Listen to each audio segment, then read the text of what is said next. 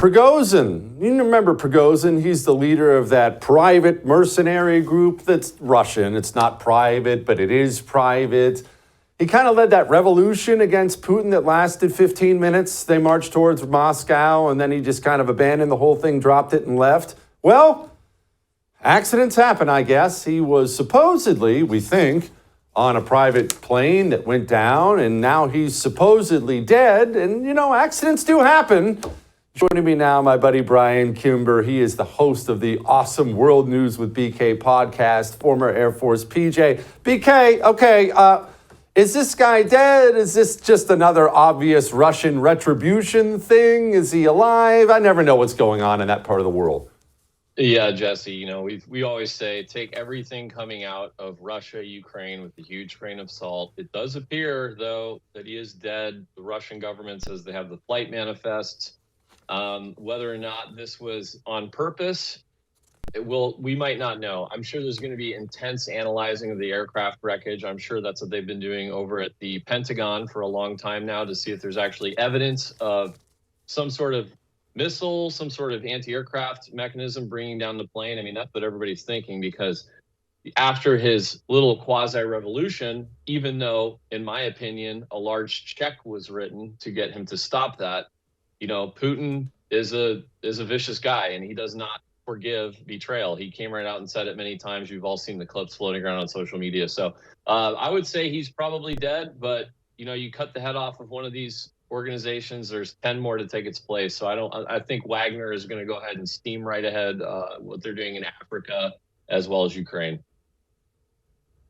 BK, can you explain for us who don't understand this international world, and especially the Russian world, although I don't know anybody fully understands the Russian world, right? Why have this Wagner Group? Why have this gigantic, quote, mercenary army? It's very clearly part of Russia. It's not as if they're going to come work for us or something like that. It's a Russian army, but it's a private army. Well, why?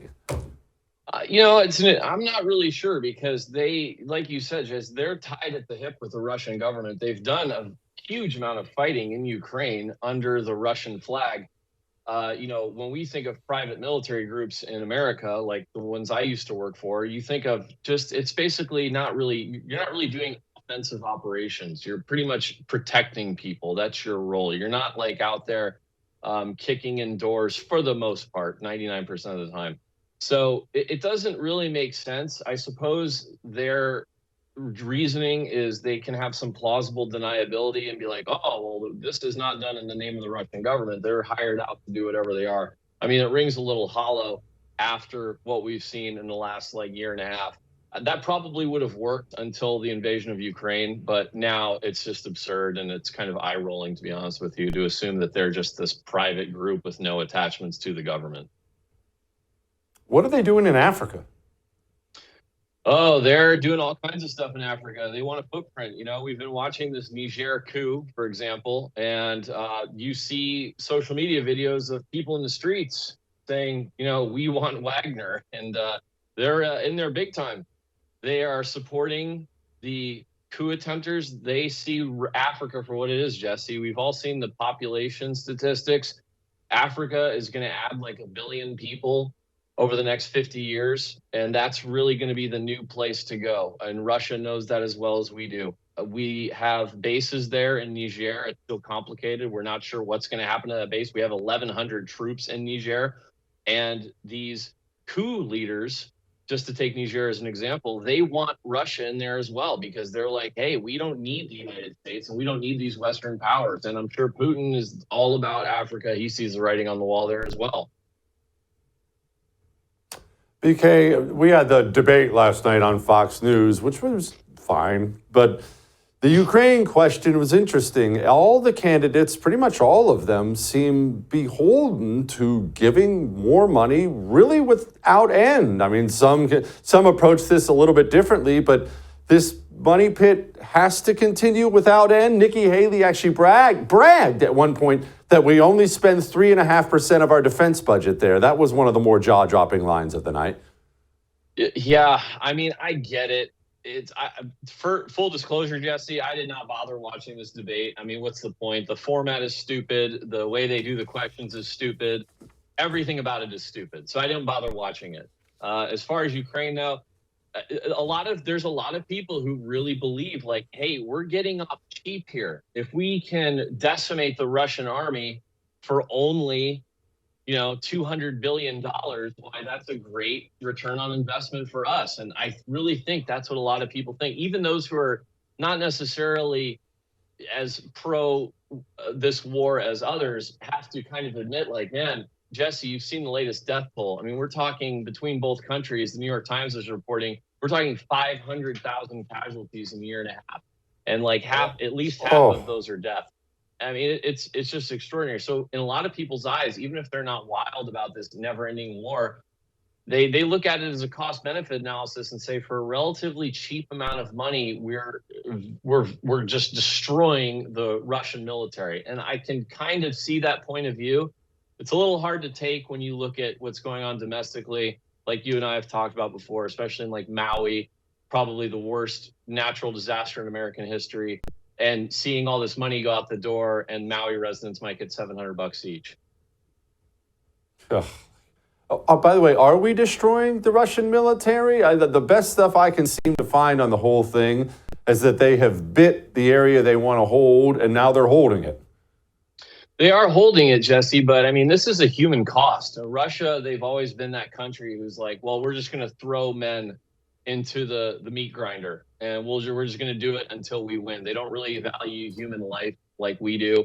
I mean, I actually had a debate with one of these guys who works at a think tank, and he was convinced that, if the American people had to send troops, if we sent troops, American people would rally behind that because they recognize the danger of Russia. And I'm like, dude, you're delusional, because American people are used to 2-3 guys maybe at a time getting killed in the global war on terrorism, a brief 1-minute announcement on the nightly news, and that's it.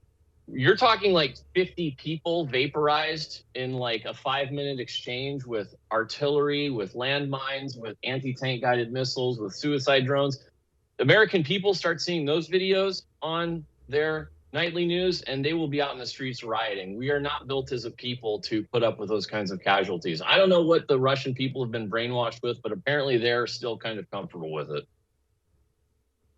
Is that what war is now, BK? It's always changing. You know a lot more about it than I do, but it's always changing as technology changes. Is it artillery and suicide drones? Is that pretty much what war is now? Yeah, I have a theory about it. That's what this war is, and it's all being captured in high def.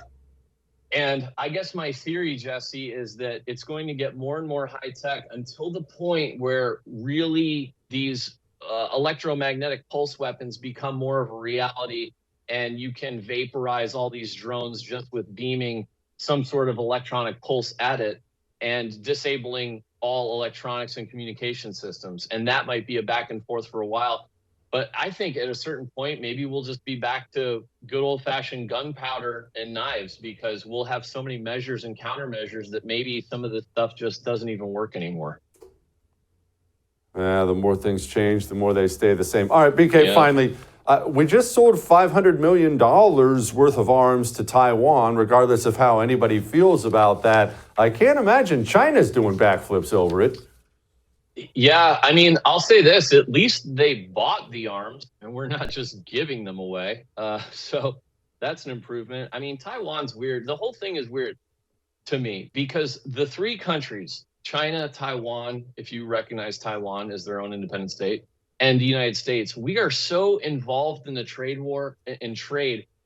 All of this seems nonsensical to me. Like, none of this stuff is ever going to happen. Like, if you look up Taiwan's biggest trading partner is, guess who? It's China. So, and who's China's biggest trading partner? The United States. So it seems like ludicrous to me that we're going to go to war over this like little island. But like it or not, Taiwan is an integral presence in that region. They produce 90% plus of the world's most highly technical superconductors.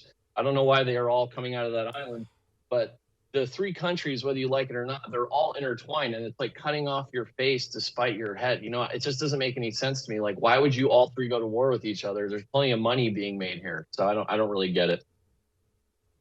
I don't either. It's the World News with BK podcast. Thank you, brother. I appreciate it. Thanks, Jesse. I have great news. If you enjoyed that, I have a YouTube channel you can subscribe to. Whatever I do, it'll be right there on YouTube. So go subscribe today.